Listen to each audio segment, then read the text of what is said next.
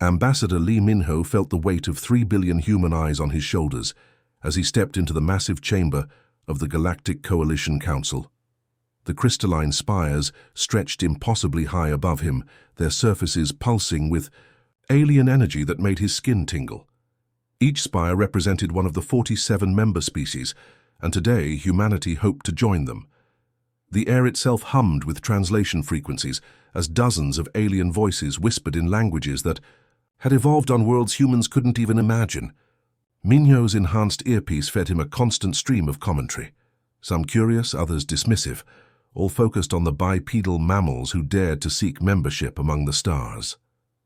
Councillor Vextar floated at the center of the chamber, his elongated form suspended in a gravity field that made him appear even more imposing. His species, the Kithani, had been spacefaring for over 10,000 years. His 4 golden eyes regarded Minho with the patience of a creature that measured time in millennia, not decades. The application of the species known as humanity has been reviewed. Vextar's voice resonated through the chamber without moving his lipless mouth. The translation made his words sound almost musical. After extensive deliberation, we welcome Earth and its people into the Galactic Coalition. Minho felt his heart leap. Behind him, Park Ji-won shifted excitedly, barely containing her joy. This, was it, humanity's ticket to the stars, to technology beyond their wildest dreams, to a future among the galactic community. However, Vextar continued, and that single word dropped like a stone into still water. There are conditions. The chamber fell silent. Even the ever-chattering Zephyrian delegates, who looked like walking flowers with their petal-like appendages, stopped their constant rustling. Humans will be granted full access to our trade networks, educational exchanges, and cultural programs. Your mathematics and music have already proven interesting to several member species. A ripple of what might have been laughter passed through the chamber. But military participation in coalition affairs is strictly forbidden. Minho's diplomatic training kicked in, keeping his expression neutral even as confusion flooded his mind. May I ask why, Counselor? Vextar's 4 eyes blinked in sequence, a gesture humans had learned indicated condescension among his people. Your species lacks the refinement for proper warfare. Galactic conflicts are resolved through honorable combat, regulated engagements, and civilized protocols. Humans would only uncomplicate matters.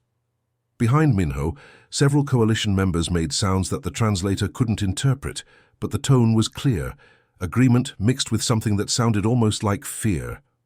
Park Ji-won leaned close to his ear, her voice barely a whisper. Sir, we should accept what we're offered. Trade access alone will advance Earth by centuries. Think of the medical technology, the energy sources, the faster-than-light travel. She was right, of course. Minho had seen the preliminary reports. Even limited membership would transform human civilization overnight. But something about this restriction gnawed at him. During their months of waiting, Minho had studied coalition, military doctrine through their public broadcasts. What he'd seen barely qualified as warfare by human standards. Champions from opposing sides would meet in designated combat zones, wielding energy weapons that seemed designed more to incapacitate than kill. Battles followed strict schedules, with formal breaks for rest and negotiation. When one side gained a clear advantage, the other would surrender with honor intact, and territorial disputes would be resolved through mediation. It was elegant, civilized, and completely alien to human military thinking. We understand, Minho replied carefully, though his fists remained clenched at his sides. Humanity will honor the coalition's wishes and restrictions. A collective sigh seemed to pass through the chamber, though Minho couldn't be sure if it was relief or something else entirely. As the formal ceremonies concluded and various species approached to welcome humanity to the galactic community, Minho found himself studying their faces, or what passed for faces among beings who had evolved under different stars. The Altarians, with their crystal-like features, seemed genuinely pleased. The mechanical synthesis offered calculated congratulations through their speaker units, but others, particularly the older species, watched the humans with expressions that seemed almost protective.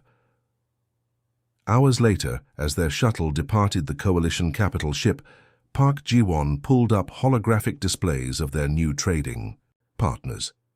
The Vegan Collective wants to exchange agricultural techniques. The Tau Cetians are interested in our entertainment media, and the Andromedans have already requested samples of human music. Minho nodded, but his mind was elsewhere. Through the viewport, he watched a coalition patrol pass by.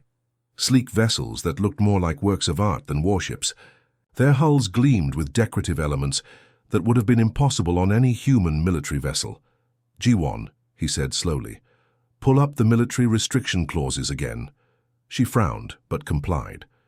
The text appeared in holographic letters. Before them, dense with legal terminology and diplomatic language. But buried in the subsections was a phrase that had been bothering Minho since the hearing. "For the protection of all parties involved," he read aloud. "Not for our protection, for all parties." Park Ji-won looked up from her displays. "What are you thinking?" Minho continued staring out at the stars, where coalition vessels moved in. Perfect formation, their crews following protocols developed over millennia of civilized conflict. Somewhere in the back of his mind, a memory surfaced, old footage from Earth's corporate wars, the brutal efficiency of human tactical doctrine, the way human soldiers adapted and improvised when survival was at stake. "I'm thinking," he said, quietly, "that maybe they're not trying to protect us from galactic warfare. Maybe they're trying to protect galactic warfare from us." Neither human spoke for the rest of the journey home, but both knew that humanity had just been granted something far more significant than membership in a galactic civilization. They had been granted the galaxy's greatest mercy. Captain Kim Tae-hyung was deep in sleep when the emergency alarm pierced through the quiet hum of the Alpha Centauri listening post. The red lights bathed his quarters in an eerie glow as he rolled out of bed, muscle memory from years of military service kicking in instantly. Something was very wrong. The corridor buzzed with activity as crew members rushed to their stations. Tae-hyung had commanded this remote outpost for 18 months, monitoring galactic communications and keeping Earth informed about coalition activities. It was supposed to be a quiet assignment, humanity's eyes and ears in space, nothing more.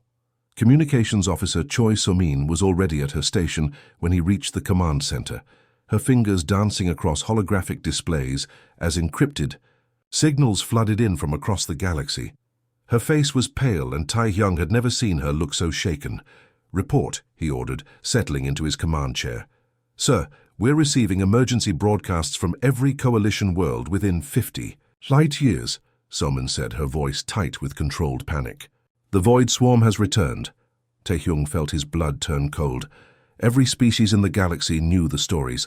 Ancient creatures from the dark spaces between stars, beings of pure hunger that had once consumed entire civilizations before mysteriously vanishing into the galactic rim. Most considered them legends, nightmares told to frighten children. "Confirmed sightings?" he asked. 17 colony worlds have gone dark in the past 72 hours, Lieutenant Park Jin-woo reported from his sensor station. Coalition long-range scouts report massive bioships emerging from the void. They're eating everything. Sir, planets, space stations, even asteroids.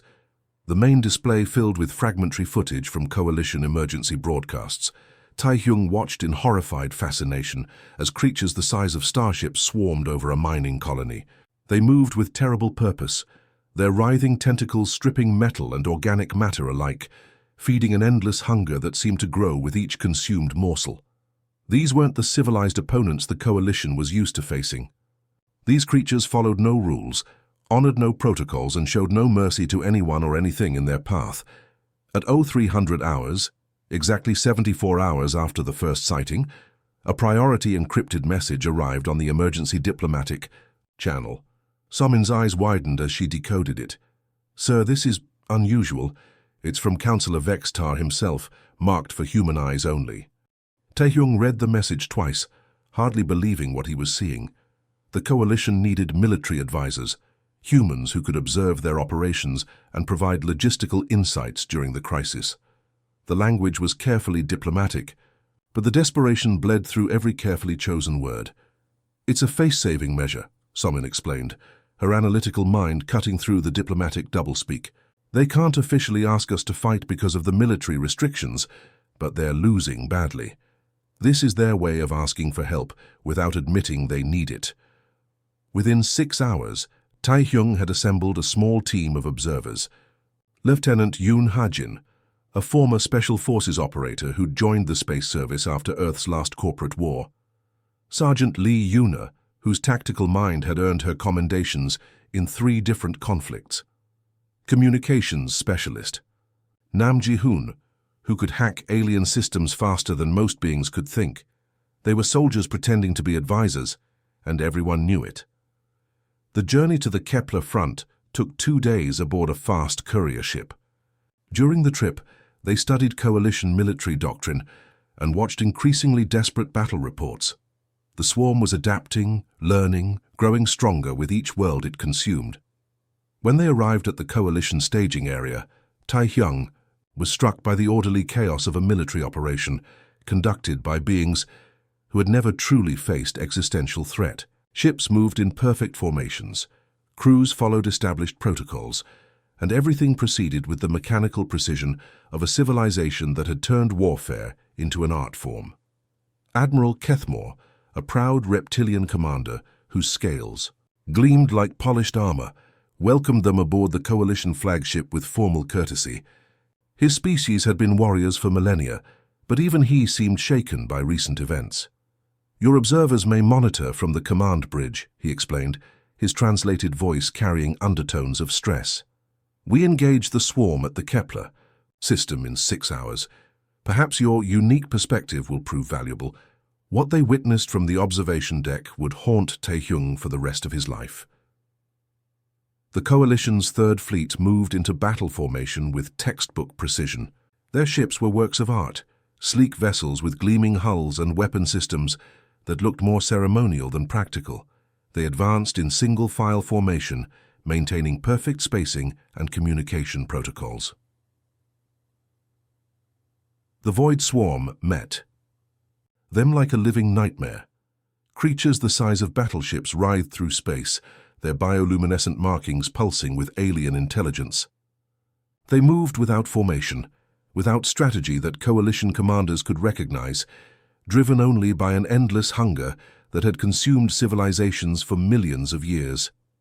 "Targeting enemy combatants only," announced the coalition weapons officer. "Avoiding breeding vessels as per Article 7 of the Warfare Convention, non-combatant protection protocols in effect." Tae-hyung watched in growing horror as coalition ships carefully avoided the massive swarm breeding ships, even though these vessels were clearly producing more warrior drones every minute.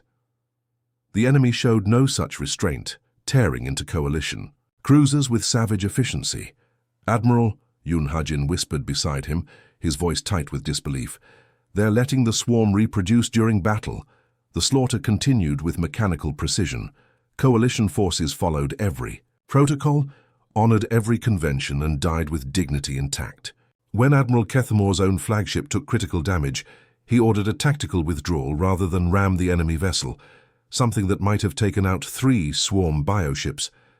"Captain," Ha-jin's voice carried a note of horror that Tae-hyung had never heard from the veteran soldier. "They're not even trying to win." Tae-hyung gripped the observation deck railing as another coalition cruiser exploded in brilliant flames, its crew transmitting formal surrender messages, even as they were consumed by alien hunger. Around him, coalition officers continued their procedures, following regulations written for civilized opponents who would accept surrender and honor the rules of engagement. The Void Swarm had no concept of surrender. They had no honor. They simply consumed. "No," Tae-hyung said quietly, understanding flooding through him like ice water. "They don't know how." In that moment, watching brave beings die because they couldn't abandon the very civilization they were trying to protect, Tae-hyung realized why humanity had been banned from galactic warfare. The Coalition had spent millennia perfecting the art of civilized conflict. They had created rules and protocols that preserved their dignity and limited casualties, but they had forgotten how to fight for survival. And now, faced with an enemy that recognized no rules, followed no protocols, and showed no mercy, their civilization was about to pay the ultimate price for that forgotten knowledge. The invitation to observe had become something far more significant. It had become humanity's chance to save a galaxy that didn't even realize it needed saving. The emergency klaxon hadn't stopped wailing for 36 hours aboard the Coalition command ship. Captain Kim Tae-hyung stood in the tactical center, watching holographic displays show the complete annihilation of the 7th Fleet. 6 hours. That's all it had taken for the Void Swarm to destroy what the Coalition considered their most elite naval force. Admiral Kethmore's scaled hands trembled as he dismissed the last surviving ship captains from their briefing. His golden eyes, usually, filled with the pride of a warrior race that had conquered 3 star systems, now held something Tae-hyung had never seen before: pure desperation. The proud reptilian commander approached the human observation team, his massive frame seeming smaller somehow. For 3 days, Tae-hyung and his people had watched Coalition forces die with honor, following protocols that meant nothing to an enemy that simply wanted to consume everything in its path.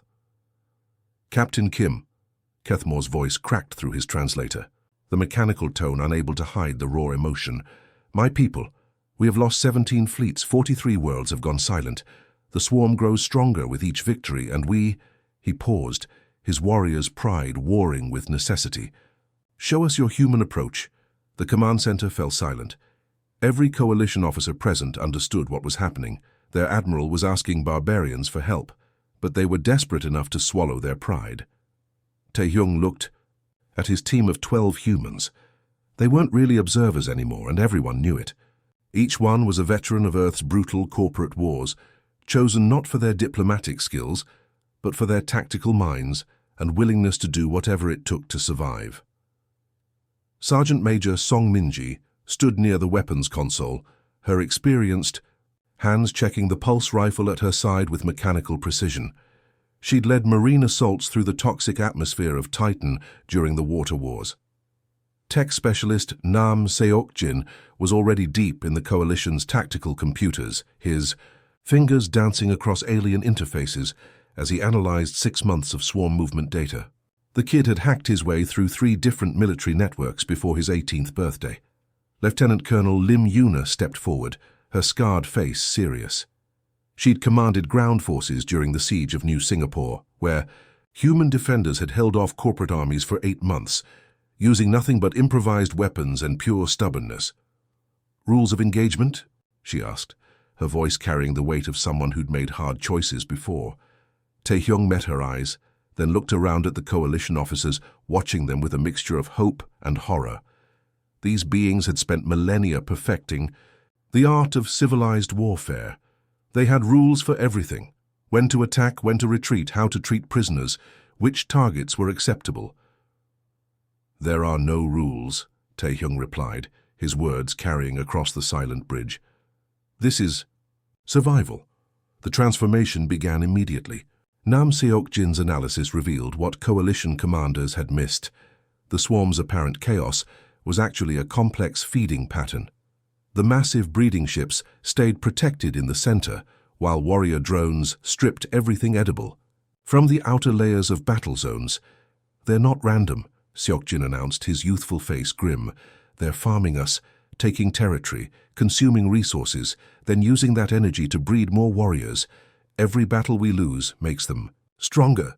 Lieutenant Park Hyun-woo, their demolitions expert, studied the data with predatory interest. So we cut off their food supply. Target the breeding ships first. The Coalition officers looked horrified. But those vessels contain non-combatant larvae, protested Commander Veltar, a crystalline being who sparkled with moral outrage. The Warfare Convention clearly states, "The Warfare Convention doesn't apply to creatures trying to eat your entire species," Song Min-ji interrupted bluntly. "This isn't war. This is pest control." What happened next shattered 3,000 years of galactic military tradition. Human forces didn't advance in neat formations. They scattered into small groups, using hit-and-run tactics that confused swarm coordination algorithms. Where Coalition ships had engaged in honorable single combat, humans swarmed their enemies, like wolves, coordinating attacks from multiple angles simultaneously. The first breeding ship died when 3 human corvettes appeared from different vectors, their pilots ignoring damage to their own vessels, as they focused fire on the massive bioship's reproductive chambers. The explosion sent shockwaves through the swarm fleet as thousands of unborn warriors perished in brilliant flame.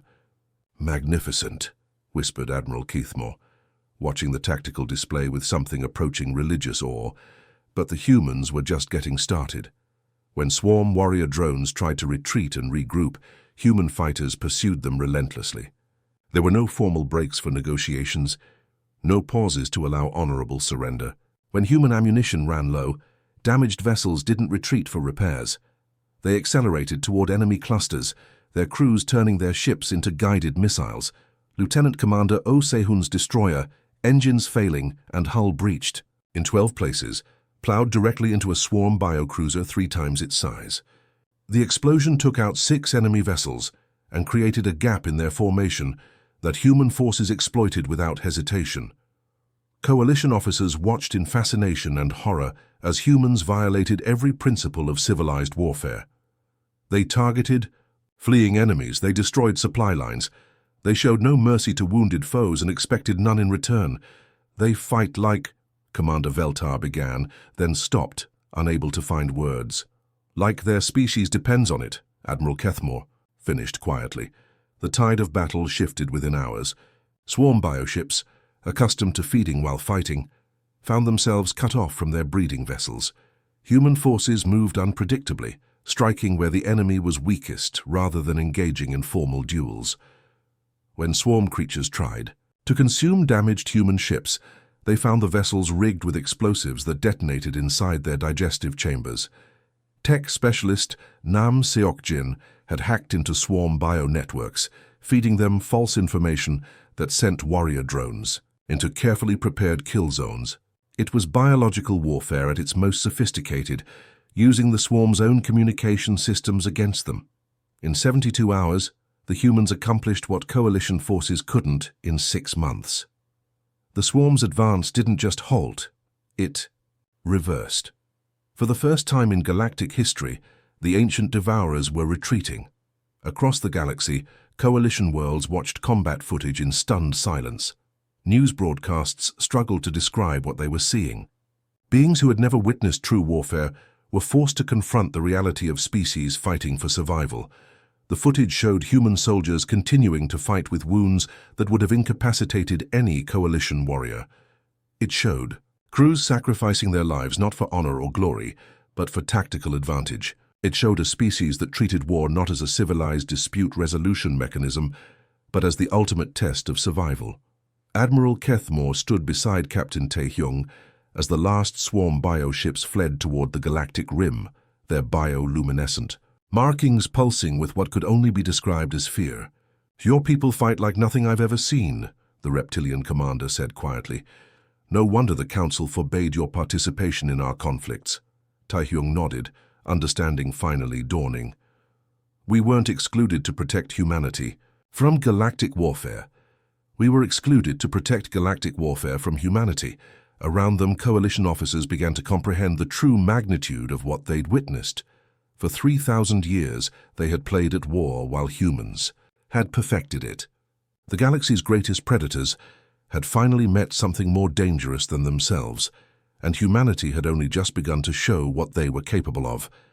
Ambassador Lee Min-ho's hands shook as he watched the holographic news feeds streaming into his office from across the galaxy.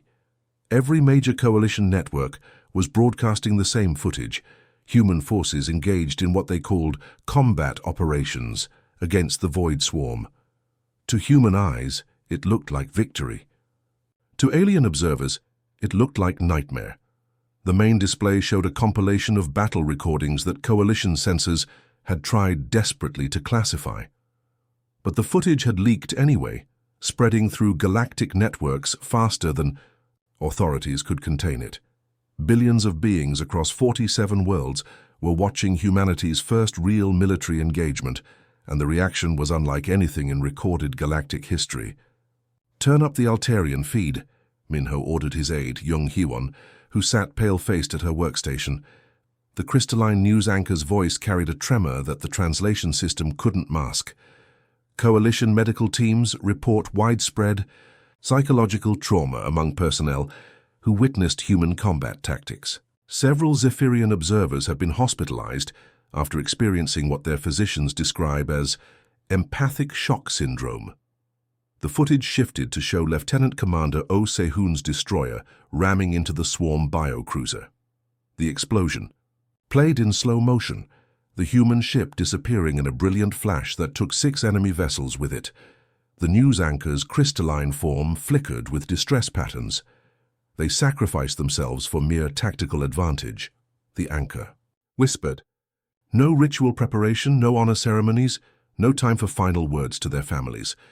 They simply choose death as a weapon. Minho switched to another feed, this one from the Mechanical Synthesis Collective. Their speaker unit's voice carried digital undertones of confusion that even their advanced AI couldn't process. Human combat units continue functioning at 97% efficiency despite sustaining damage that would incapacitate coalition forces. Subject observation: human Sergeant Song Minji operated heavy weapons for 14 hours with 3 broken ribs and a punctured lung. When asked about medical treatment, her response was, and we quote, "Patch me up after we win." Dr. Han Cheong entered Minho's office carrying a stack of data tablets, her face grim. As Earth's lead xenopsychologist, she'd spent years studying alien behavior patterns, but nothing had prepared her for analyzing how the galaxy reacted to human warfare. The psychological impact reports are coming in from every coalition world, she said, settling into a chair across from his desk. Minho, they're not just shocked, they're traumatized. Some species are experiencing what can only be described as existential crisis. She activated one of her tablets, displaying medical data from coalition hospitals. The Tau Cetians, remember them? The peaceful traders who wanted to exchange cultural artifacts with us. 17% of their population has experienced stress-induced molting after watching the combat footage. Their bodies are literally shedding their outer shells in response to psychological trauma. Minho stared at the data, struggling to understand. But we saved them. Human forces stopped the swarm. Their worlds are safe. That's exactly the problem, Chae-Young replied, pulling up another report. Listen to this interview with a vegan collective representative. The hologram showed a plant-like being whose normally vibrant petals had turned ashen grey. When the interviewer asked about human military assistance, the being's response was barely audible. Yes, they saved us. But the cost, watching them. Fight is like witnessing the death of everything we believe about civilized existence. They turn their own bodies into weapons. They kill without ceremony, without acknowledgement of their enemy's right to exist. They show no mercy to the wounded, no respect for surrender. They are... The being paused, searching for words. They are everything we evolved beyond. Another news feed caught Minho's attention, this one showing coalition military leaders in emergency session. Admiral Kethamore, the reptilian commander who had requested human assistance, looked aged beyond his years. Human forces achieved in 72 hours what our combined fleets could not accomplish in 6 months, he testified before the Coalition Military Tribunal. But the methods they employed... I have commanded warriors for 4 centuries, and I have never seen such calculated brutality. They do not fight for honor or glory or even hatred. They fight to win, regardless of cost. The tribunal leader, an elderly Altarian whose crystal form sparkled with nervous energy, leaned forward. Admiral, in your professional opinion, could coalition forces adopt similar tactics? Kethamore's silence stretched for long moments. No, he finally replied. Our warriors would rather die with dignity than live with such dishonor, and perhaps that is why they are better warriors than we are. Jung Hee-won looked up from her workstation, her face pale. Sir, Captain Kim's forces are being recalled. Emergency Coalition Council session in 2 hours. The vote is to restrict human military involvement indefinitely. Minho felt something cold settle in his stomach. They're frightened. Beyond frightened, Chae-Young corrected, scrolling through psychological profiles. Look at this analysis from the Andromedan Institute. They've classified human warfare as psychologically incompatible with galactic civilization. They're recommending that all combat footage be banned as harmful to public mental health. She pulled up a particularly disturbing report.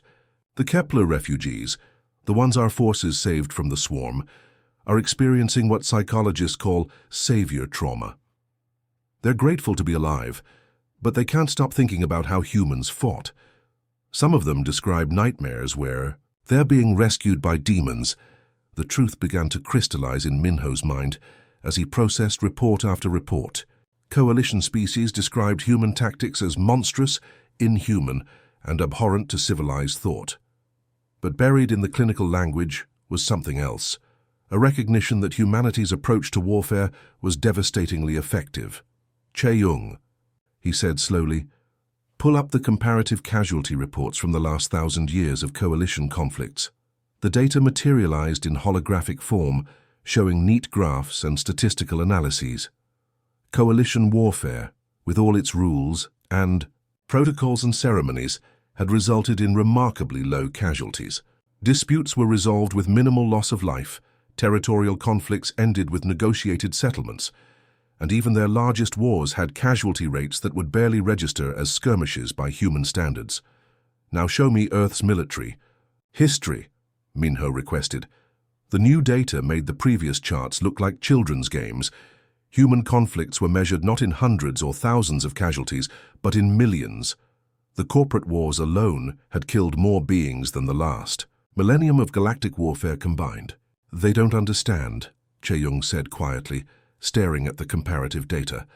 We evolved warfare as survival. Every human military doctrine is based on the assumption that losing means extinction. They evolved warfare as conflict resolution, ritualized, controlled, civilized. To them, we're not warriors, we're monsters who happen to be on their side. Minho walked to his office window, looking out at the coalition capital ship, where alien dignitaries moved in orderly patterns, their lives governed by protocols developed over thousands of years of peace. For the first time, he understood why. Every species he'd encountered seemed to unconsciously step back when humans discussed their military capabilities. Young Haiwan, he called to his aide, bring up the original coalition membership restrictions. The document appeared on his display, the same one he'd accepted 3 years ago with frustrated disappointment. Now, reading it with new understanding, the language took on different meaning. For the protection of all parties involved, he read aloud. Not for our protection, for all parties. The awful truth settled over him like a weight. The coalition hadn't excluded humans from galactic warfare to protect humanity from the galaxy's conflicts. They had excluded humans to protect their entire civilization from the reality of what war actually meant. Earth's primitive conflicts had been more sophisticated, more brutal, and more effective than anything the galaxy had seen in millennia. Humanity hadn't been denied membership in galactic military affairs because they were too weak or too backwards. They had been denied because they were too strong, too ruthless, and too willing to do whatever it took to survive. And now, after witnessing what humans could accomplish when survival was at stake, the galaxy was learning to fear the very species that had just saved them from extinction. The irony was almost overwhelming. Humanity had spent centuries dreaming of joining a galactic civilization, imagining themselves as the primitive species learning from advanced aliens. Instead, they had discovered that they were the most dangerous military force the galaxy had ever encountered, and everyone knew it. The massive council chambers of the Galactic Coalition had hosted debates that shaped the destiny of entire star systems, witnessed the birth of interstellar treaties, and seen the rise and fall of civilizations. But never in its 3,000-year history had the chamber been this quiet. 47 species sat in their designated sections, their various forms of communication, chirps, crystalline resonances, mechanical processing sounds, and pheromone releases, all reduced to absolute silence. Even the Zephyrians, whose petal-like appendages normally rustled with constant chatter, remained motionless as Captain Kim Tae-hyung stood at the central podium. The human captain looked small in the vast chamber, dwarfed by the towering representatives of species that had been traveling between stars when Earth was still discovering fire. But every eye, sensor, and awareness field in the room focused on him with an intensity that made the air itself seem to vibrate. The void swarm has retreated beyond the galactic rim, Taehyung concluded his report, his voice carrying clearly. Through the translation systems, all breeding ships destroyed, warrior drone populations reduced by 97%. Threat neutralized. The silence stretched longer. In the observer section, Ambassador Lee Min-ho watched coalition representatives struggle to process what they'd heard. The mathematical impossibility of it. 12 human ships and 300 personnel had accomplished what thousands of coalition vessels couldn't achieve in 6 months of continuous warfare. Councillor Vextar finally spoke, his 4 golden eyes fixed on the human captain, with an expression that mixed gratitude, horror, and something that looked almost like mourning. Your methods were effective, Captain Kim. The coalition acknowledges this debt that can never be repaid. He paused, his elongated form shifting in the gravity field that held him suspended above the chamber floor. When he continued, his voice carried the weight of species-wide trauma. But the galaxy cannot endure such warfare as standard practice. What you have shown us, it would destroy everything we have built, every principle we hold sacred, every advancement we have made beyond our primitive origins. Murmurs of agreement rippled through the chamber, soft sounds of distress from beings who had watched combat footage that challenged their understanding of existence itself. The mechanical representatives of the Synthesis Collective processed data with audible clicks, their AI struggling to categorize human tactical approaches within their databases of civilized behavior. Admiral Kethmore rose from the military section, his scaled form bearing new scars from the recent battles. The proud reptilian warrior had aged decades in the past weeks, witnessing warfare that redefined his understanding of strategy and sacrifice. The humans saved us, he stated simply, but in doing so, they have shown us something that cannot be unseen. They do not fight as we fight. They do not think as we think. They approach warfare not as conflict resolution, but as— he struggled for words that his translator could process— as total commitment to survival. Ambassador Minho stepped forward, finally understanding the role humanity had been destined to play from the moment they'd first applied for coalition membership. The restrictions, the careful exclusion from military affairs, the protective measures. That had seemed like discrimination. It had all been leading to this moment. Honorable councillors, he began, his diplomatic training helping him find the right words for a situation unprecedented in galactic history. We propose a new protocol.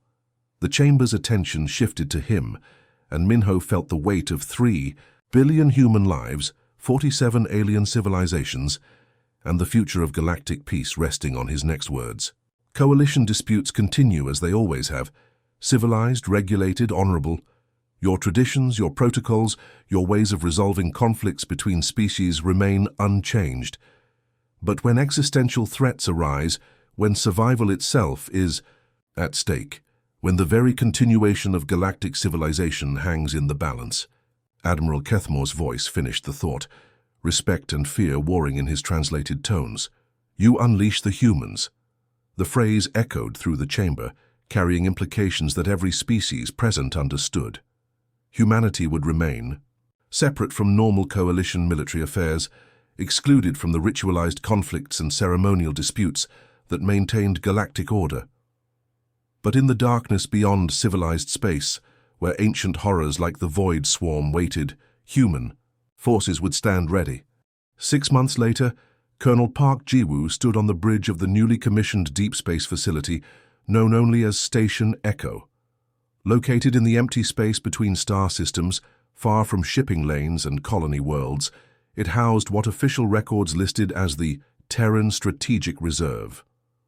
The reality was both simpler and more complex. 5,000 human military personnel trained in facilities designed to simulate every possible threat scenario. Their ships were built not for exploration or trade, but for one purpose: to fight wars that civilized species couldn't win. Ji-woo watched training exercises through the station's viewports, where human crews practiced tactics that would horrify coalition observers. Ships moved in wolfpack formations, coordinated ramming attacks, and simulated self-sacrifice maneuvers that treated vessels and crews as expendable resources in pursuit of victory. Colonel, her aide, Lieutenant Cho Min-soo, approached with the daily intelligence briefing. Long-range sensors have detected unusual energy signatures near the Andromeda border. Coalition forces are investigating, but their report suggests something that doesn't match known species profiles. Jiwoo nodded, filing the information away. It might be nothing. It might be another ancient threat awakening in the dark spaces, between galaxies. Either way, humanity would be ready. Throughout Coalition space, civilian populations went about their daily lives, engaging in trade, cultural exchange, and the elaborate diplomatic dances that had maintained peace for millennia. Their military forces continued their traditional roles, ceremonial guardians of a civilization built on protocol and honor, but everyone knew the truth now. In the darkness beyond their safe worlds, where light from civilized stars couldn't reach, humanity waited. They maintained their weapons, honed their tactics, and prepared for wars that others couldn't imagine, wouldn't fight, and couldn't win. The galaxy slept peacefully, protected by the very species they had once feared to include in their conflicts. Somewhere in the black between stars, human voices carried on an ancient tradition, speaking words that now held meaning across the galaxy. Sleep well. Rough men stand ready to do violence on your behalf. And in the deepest archives of Coalition intelligence, a classified report bore a simple conclusion that would define galactic security doctrine for generations to come. Humanity represents the perfect paradox, too dangerous for civilized warfare, too necessary for galactic survival. The universe was vast, filled with wonders and terrors beyond imagination. Ancient evils slumbered in the void, waiting for their chance to consume everything that lived and thrived and dreamed. But they would have to get past humanity first, and that, as the galaxy had learned, was a very different proposition than facing civilized warriors who fought with honor, protocol, and restraint. The humans fought to win, and when survival was at stake, that made all the difference. The end.